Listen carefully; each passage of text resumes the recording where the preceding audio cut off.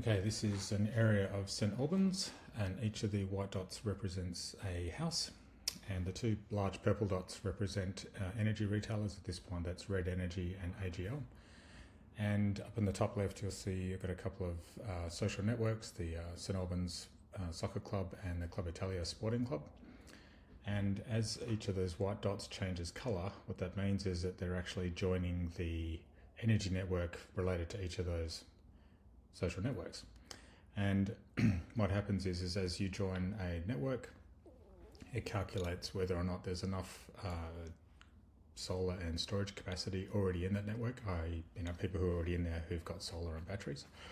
If there's not, it schedules some more capacity.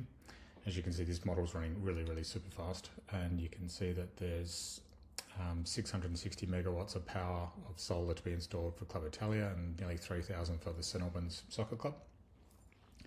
And what will happen is, on a regular basis, which is once a day, a bunch of that will be installed and more energy will be available inside the network, and we'll buy less from the retailers.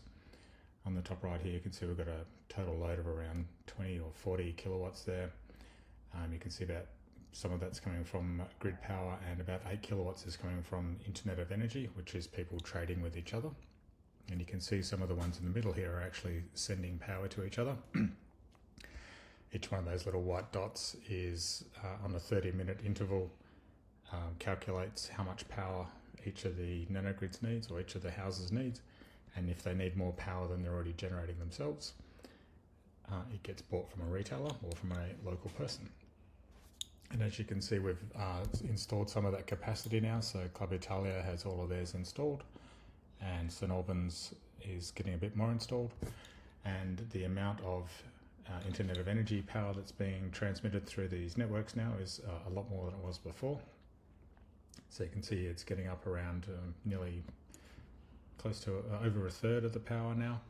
And once more of the scheduled capacity is installed for the St Albans Soccer Club, that will jump up soon as well. And those other coloured balls that you saw go back the other way just quickly there, that's actually when the credit limit on each of the nanogrids is reached, and the people who have been buying power have to pay for it. So very soon we should get some more St Albans Soccer Club power installed, and the total amount of Internet of Energy will go up. And then what we'll do is we'll slow the model down a bit. We can have a bit of a closer look.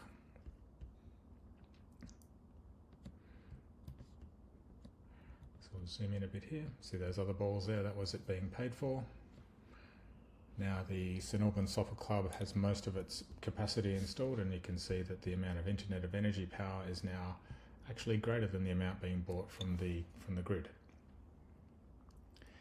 And the idea of this is that as people install power and start sharing it amongst each other, the amount of grid power that is being used will go down. So what we'll do is we'll just slow down the model a bit now, down to around 100 times normal speed.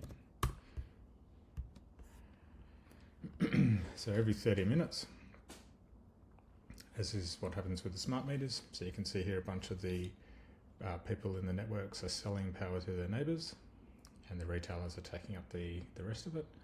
And you can see that that amount is actually quite a lot more now than the retailers.